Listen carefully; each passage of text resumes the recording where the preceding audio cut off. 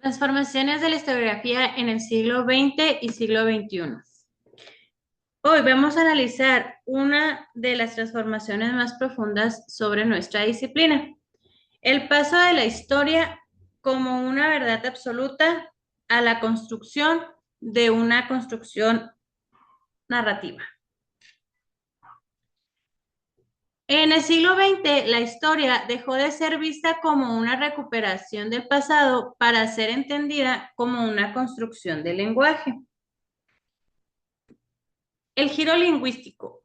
Durante el siglo XIX, el positivismo nos decía que el historiador era un observador neutral que rescataba el pasado tal como fue. Pero a mediados del siglo XX llega el giro lingüístico. Este giro nos enseñó que el lenguaje no es un cristal transparente. No tenemos acceso al pasado de forma directa, solo tenemos acceso a textos, documentos y archivos. Por lo tanto, la historia no es el pasado mismo, sino una representación lingüística de ese pasado. Esto rompió la idea de la objetividad pura. Entendimos que el historiador no es un notario, sino un intérprete que organiza el caos del pasado a través del lenguaje. El giro lingüístico postula que no tenemos acceso directo a los hechos, sino a los textos que hablan de ello. La historia no es el pasado, sino un discurso sobre el pasado.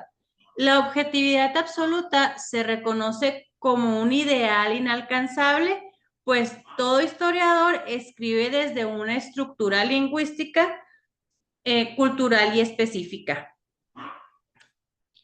Hayden White y la metahistoria. Si el lenguaje es nuestra herramienta, entonces la historia tiene mucho de literatura. Aquí es donde entra Hayden. Él propuso que la historia es un artefacto literario. ¿Qué implica esto? Pues que White explica que los hechos por sí solos no tienen un significado hasta que el historiador realiza una trama. Y un mismo conjunto de datos puede ser también como una tragedia si nos enfocamos solo en el fracaso. Él argumenta que el historiador utiliza estrategias retóricas y narrativas, que no hay una diferencia profunda entre el relato histórico y el literario, y ambos traman la realidad para hacerla comprensible. La historia en la era de la posverdad. Esto nos lleva a un terreno peligroso en el siglo XXI, la posverdad. Si aceptamos que la historia es una construcción narrativa, significa que cualquier relato es válido. Aquí vamos a poner un rotundo no. ¿Por qué? Porque la posverdad es un fenómeno donde las emociones y las creencias personales valen más que los hechos objetivos. En la historia, esto se traduce en un negacionismo o en la creación de mitos políticos que ignoran la evidencia del archivo. Mientras que la narrativa histórica de White se basa en pruebas, la posverdad se basa en la manipulación.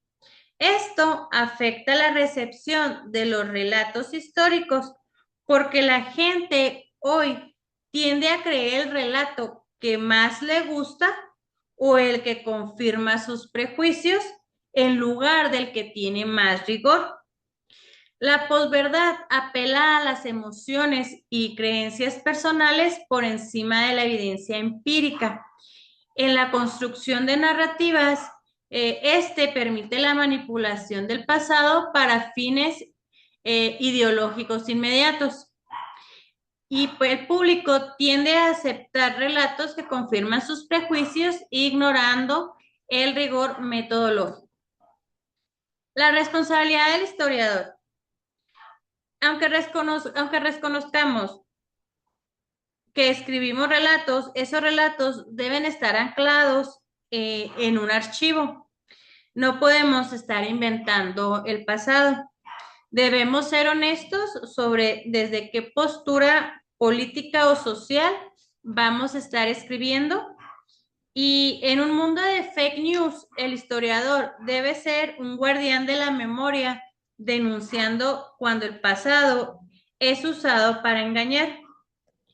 Sabemos que la historia es narrativa, pero el historiador tiene un compromiso con la evidencia y debemos de declarar desde dónde estamos hablando.